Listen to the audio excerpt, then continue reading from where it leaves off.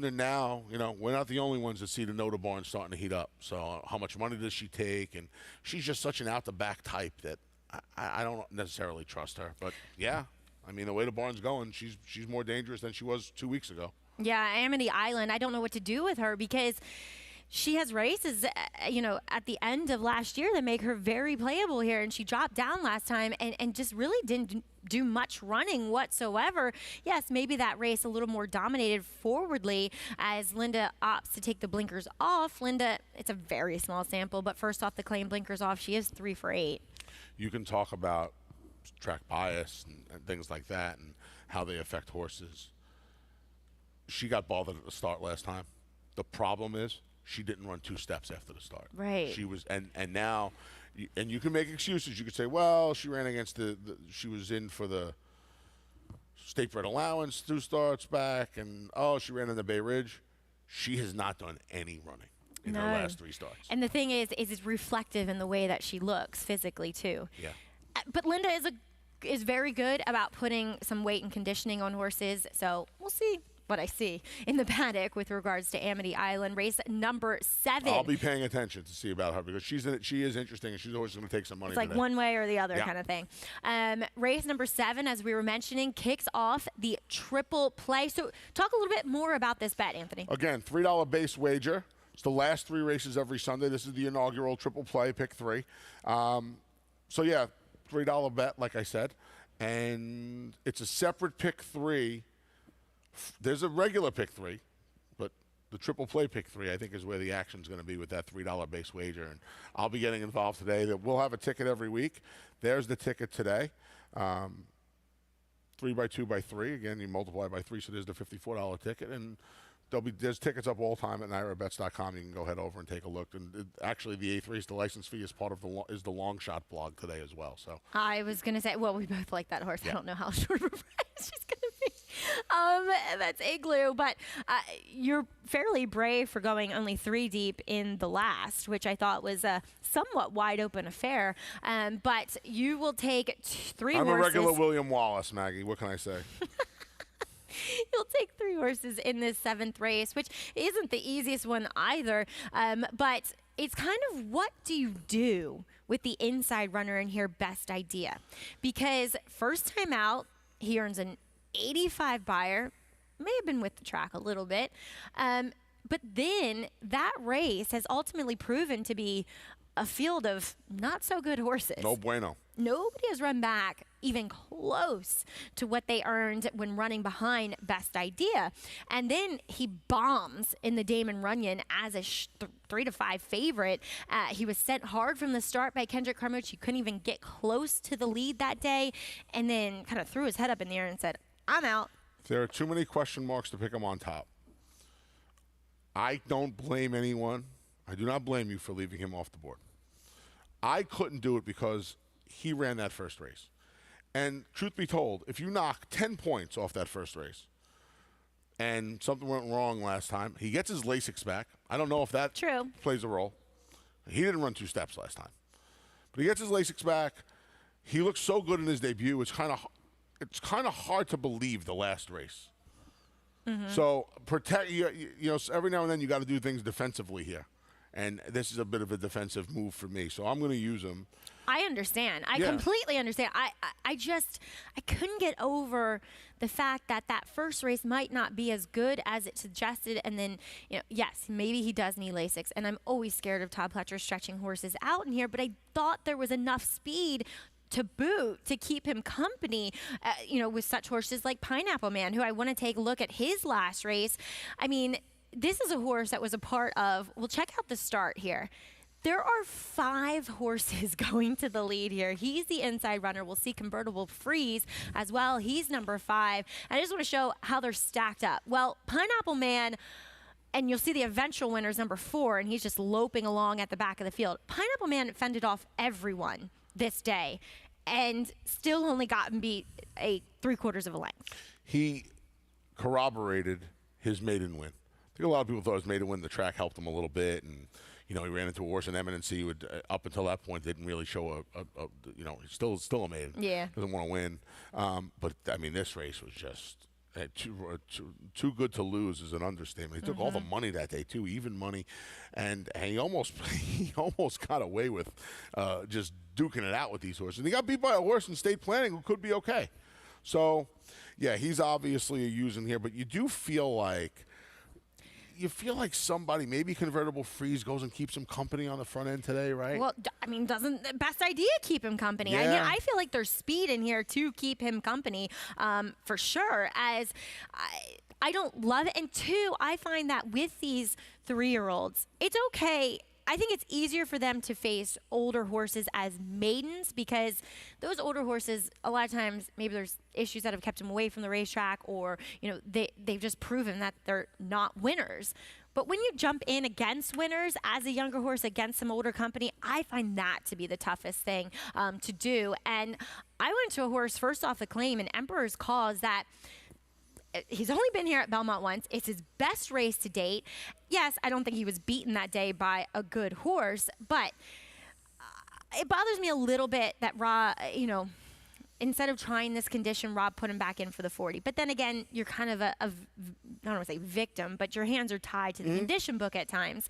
And this horse, too, I thought ran well enough on a sloppy track, which at least as of late, he's proven he doesn't really like. So he gets back to a fast track today, and Chris Engelhart, it just feels as though he's done well with these types of horses, picking up these New York breds and kind of turning their life around. He's 1 for 17. Look, he's going to be a big price, and I just thought that he might like getting back to a fast track here at Belmont around 1 turn. Fair enough. I'm a big Anejo fan. Oh, I like Anejo, too. I'm a big fan of Anejo. His maiden win at Saratoga was a good race. They ran him back 16 days later in the Albany, where he ran into American Revolution. And then we don't see him for 7.5 months. He comes back with a useful race at Turfway Park, and now he gets back to the main track. He gets some speed to run at in here. He gets Flavien Prat for the first time. I think there's a lot of things to like, to the extent where if your bankroll does not afford a $54 triple play ticket, I would single him, because I'm going to come back and make extra tickets singling him. Okay. So I like it. I'm a big fan of his. I think you got to use Best Idea, and you have to use Pineapple Man protectively, defensively, if you will. But I'm a big Anejo fan. I like him today. I'll use the 3 of them on 1 ticket, and then I'll come back and punch multiple tickets with Anejo. All right, race number 8. It's our feature. It's a license fee, 6 furlongs on the turf for the fillies and mares. And Christophe Clement will send out a formidable duo in here with number 2, Too Sexy, as well as number 3, Miss J. McKay. So let's start off by talking about Too Sexy in here. Anthony, finishing second in her last start, which was back at Aqueduct in the autumn days. She's fairly far, no, I don't want to say far out of it, but she's going to have to close here. And the horse that ultimately won is the white-faced horse down on the rail, number 1, who sat right off the pace and saved all the ground, where Too Sexy is going to have to then swing wide here. I thought ran well in defeat. Further out in the course is Miss Majorette, who does come in off of the trainer change for Mark Casse, whose horses have been running well. Yeah, so Too Sexy had to alter course a little bit in the stretch, and then I don't want to say pushed out, but the way the race unfolded the last 3/16 of a mile, she kept having to go wider and wider and wider. And like you pointed out, change of controls just down on the inside and cuts the corner and scoots away. You change trips, Too Sexy wins the autumn days. Yeah. So, yeah, she comes in and she's very logical. She's another one. She had trouble getting to the winner's circle, and then she just took off. And she turned into a really, really nice race mare. She Philly did at the end of last year. Optimal and advantageous setups and trips in her 2 prior races at Belmont. But I think she's legitimate. I respect her. I know I have her 3rd in here. I actually like Christophe's other horse a little bit more, Miss J. McKay. Maybe, MD girls got to stick together. But she had trouble in her last start at Gulfstream Park. She broke well, and then somebody came over on her, and she had to jump heels. This is her last win, though, in the Abundancia, or however you say that. So she had trouble in the start after this one. She runs well because often you don't see horses being able to close as well as she did going the 5/8 at Gulfstream. So I give her respect for that. And I don't know. I just thought that she's run well for Christophe. And run really she well has first off. the recency where many of these don't necessarily. Yeah, I'm a big fan of the recency, so and I don't disagree with you. I do think she may have tailed off just a touch, Okay. after the win on New Year's Eve. But I mean, I have a third, you have a second, so yeah. Well, we both went to a horse that has recency, but so weird. I always find it so strange when you're dealing with a turf sprint and you only have one speed, and that's Igloo. And the funny thing is, Maggie, I don't know if you felt this. I felt if there was any chance at somebody pressing her, it would have been the 5 Assertive Style, who was the only horse that could have been in the same zip code. Just don't. Comes out, and now she's just in front of these horses. I don't know if that makes her a winner, but I'm going to take my chances at that price. If she's 5-1, I'll take my chances at that price. She's not the longest shot. I really give out in the live longer. But she doesn't have the class. No. Yet, like Too Sexy or Miss J. McKay, who are obviously stakes winners. But, I mean, the horse that I thought might get attention that I don't necessarily love is number 6, Always Late. Yeah, I put a 4th, but I don't disagree. She's gotten good setups. 2 back at Kentucky Downs, it was that, rail bias. And Toby's Heart rode the rail with Joel Rosario, who just dominated that day. And Umberto Rispoli just followed him up the rail. And then last time she kind of broke a bit slow. She kind of came with that belated run. I've just never been like her biggest fan. I hear you. Like I said on the blog, I'm going to play the 4 to win. I'm going to play 4-2, 4-3, and then I'll make a box with Too Sexy. All right. Race number 9. End things up. Things up here on this Sunday afternoon. Don't forget we are starting earlier, 1 o'clock post time. But we'll take a look here at this maiden special weight going the 7 furlongs on the turf. And I do think we'll see a somewhat short price, you would have to think, on number 10, Devil's Outlaw in here, whom you put on top as he'll make his first start in this country for Chad Brown. But keep in mind, he was with Joseph O'Brien, who obviously has done very well for himself. And this horse has never run on the turf, but does have a lovely turf pedigree. Yeah, beautiful turf pedigree. Blinkers come off. That's a late change, by the way. The horse wore blinkers last time, the only time he wore blinkers. Blinkers come off. He gets Lasix for the first time. He gets the turf for the first time. He gets a Red Ortiz Jr. for the first time. I'm going to use the 1, 9, and 10. Not really going out on too big of a ledge here. He's at half to a grade 1 winner in Competition of Ideas. So Chad, very familiar with the pedigree, too. But my problem is 5 starts, 4 seconds. Been off for over a year. I thought if there was ever a time to be vulnerable with a horse that you wonder his ultimate will to win, let's find somebody else. Okay. That's fair enough. I took I can't another argue that layoff at horse. Even the blinkers, I'm sorry to interrupt, but even the blinkers going on last time, maybe an act of frustration. Yeah. Right. Sure. So I went with Street Fight in here. Could be a horse that is forward, comes in with that blowout a couple days ago at Monmouth for John Stevens, was beaten by the unbeaten Woodhaven winner in unanimous consent. The second place finisher isn't bad. And yes, he just kind of ran evenly in that maiden special weight, but it was his second turf start, and he ran a 66 as a 2-year-old. If he improves just a bit, it puts him right in the mix here. So I thought he could get a favorable trip and setup and had good enough turf form as a 2-year-old to be a legitimate player in here. I thought from the rail, you make a lot of valid points, but I thought from the rail with that blowout, I'm wondering if the plan is to try to go to the leading hand. There's other Absolutely. speed. There's other speed. There's other here. speed. Yeah. I mean, Torpedo Run, what do you do with Rugged Union? Yep. Yeah, there's other speed, but I wouldn't be surprised if they do try to go to the lead, gets Manny Franco in the irons. You mentioned number 1, Urban Forest. Don't you feel as though he should have won by now? I'm hoping.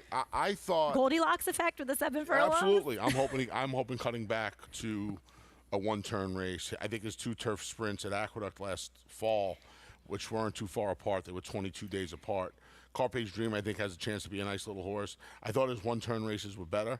Now he gets Lasix for the 1-turn race. He gets some pace to run at, and I wanted to give him one more chance. Does he get pace to run at, though? I think he does. I do. I think Street Fight's going to go. Dad's Good Runner could go. Dad's Good Runner could go. I think he gets some pace to run at. And he gets, I think the 7/8 is probably better for the horses off the pace than the speed horses. I think the 9's an interesting horse. We both have him second. Smoke and Heat. He was. I should have shown the replay, but it was on dirt, so I didn't.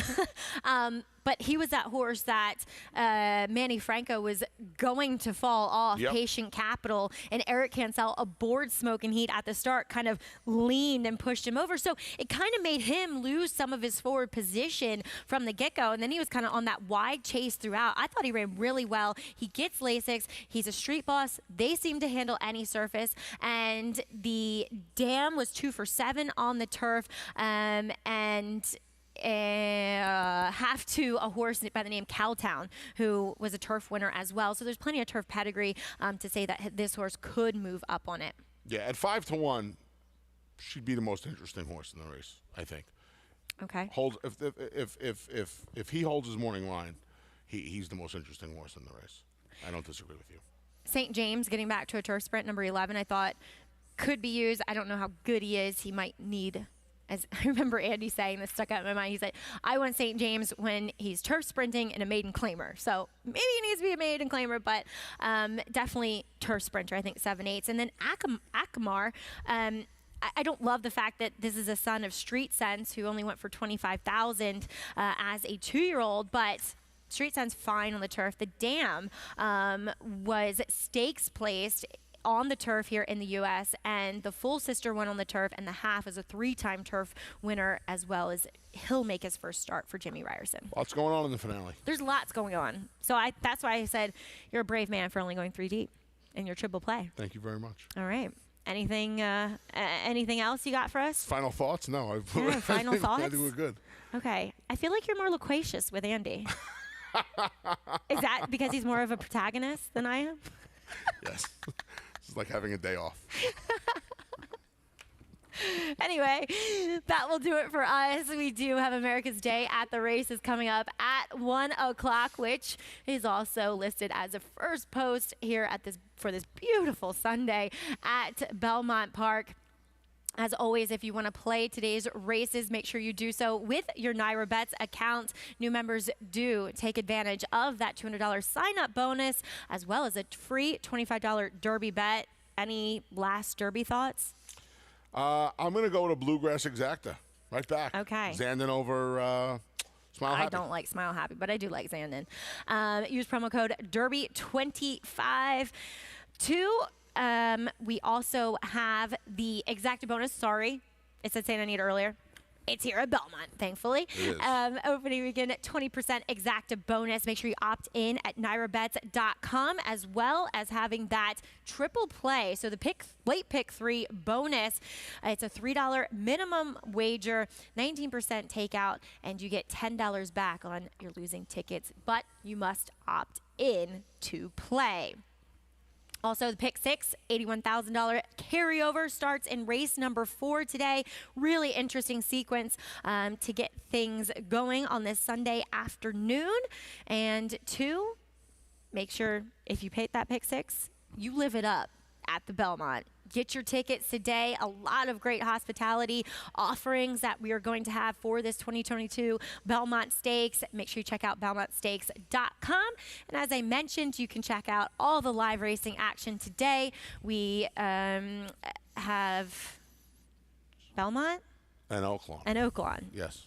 Blanking for a second there. And Derby talk. And Derby talk. Lots of Derby talk as we head into Derby and Oaks weekend, 1 to 6 p.m. on FS2. Well, thanks for joining us here. You got any action on the show today? Yes. You are. Let's start with Acacia. Excellent. Oh, I get yeah. to spend an hour with you and 2.5 hours with Acacia. What a tough life this is. This is a tough life. We're just here to make you look good. Hanging out with Lafitte last night. Charmed. Get all the pretty people. You said it, I didn't. Anyway, that'll do it for this edition of Talking Horses. For Anthony Sabile, I'm Maggie Wolfendale. Thanks for joining us. Best of luck on this Sunday card, and John and Brielle will be up next with a reprise of those scratches and changes.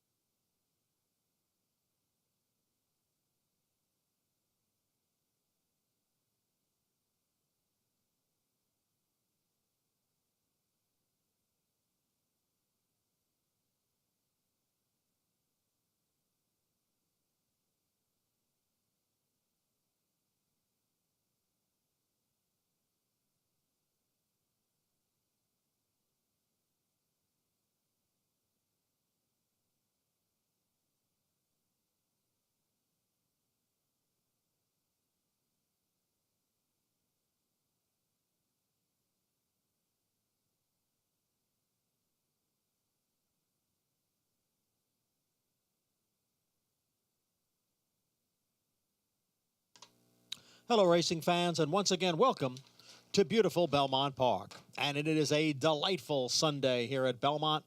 Sunny skies, temperature in the mid-60s. The main track is fast. Turf courses are firm. The portable rail is up at 9 feet on the Widener turf and at 27 feet on the inner turf. We have a pick 6 carryover, and that carryover is more than $81,000. Here now a look at today's changes. In the first race, scratch number 4, Rush to Honor. First race, scratch the 4, Rush to Honor. Second race, scratch the 3, Mr. Kringle. Scratch the 3, Mr. Kringle, out of the second. No changes in the third. Race 4 will start the pick 6. In the fourth race, scratch number 6, School of Thought. Scratch the 6. Number 1 is 1 pound over. In race 5, scratch number 1, Willie Sutton, part of an entry. Scratch the 1. Sixth race, scratch number 5, Matula. Scratch number 5, Matula from race 6. Seventh race, no changes. The eighth race, the license fee stakes, scratch number 5, Assertive Style. Scratch the 5. Note that number 1 is 1 pound over. And in the ninth race, a couple of scratches there. Scratch 1A, Town Branch, and the 6, Baltazar. Scratch 1A and 6. We now have a jockey change on number 5, Island Man, to Louis Cardenas. Cardenas rides the 5, Island Man. And number 10, Devil's Outlaw, runs with blinkers off. Blinkers off, number 10, Devil's Outlaw. Main track fast, turf courses firm, pick 6 carryover, $81,453. The Sunday opener at beautiful Belmont Park in 27 minutes at 1 p.m.